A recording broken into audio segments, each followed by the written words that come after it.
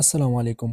نن خبره کوو نارمل هرټ ساوند چې کوم دی S1 ساوند and S2 چې کوم مونږ ورته وایو لب ساوند and ډب ساوند. لب and ډب ساوند S1 and S2 ساوند دا څنګه پروډوس کیږي په هرټ کې.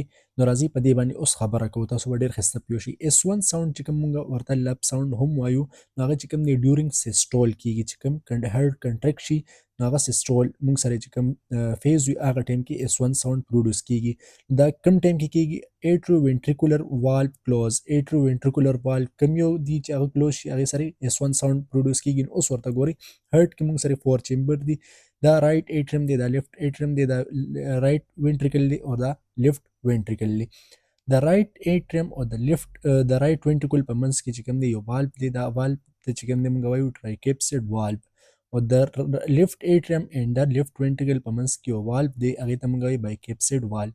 نو دې دواړو والو ته په بوت دې والو دواړو ته وایي ایټرووینټریکولر والو. دې دواړو ته بایکیپسیډ اینډ ټرایکیپسیډ والو ته په شریکه باندې وایي ایټرووینټریکولر والو.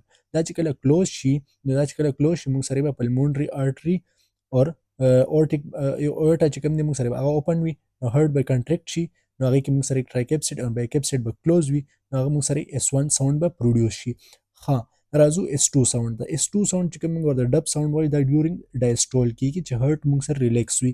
دا څنګه کوم فیز کې کیږي؟ سیمی لونر والو کلوز. سیمی لونر والو کوم یو دی مونږ سره؟ سیمی لونر والو مونږ سره ایورټیک اینډ پلمونیک والو چې کله کلوز شي مونږ سره د لیفټ وینټریکل نه چې کوم دی مونږ سره پلمونري آرټري تللې ده.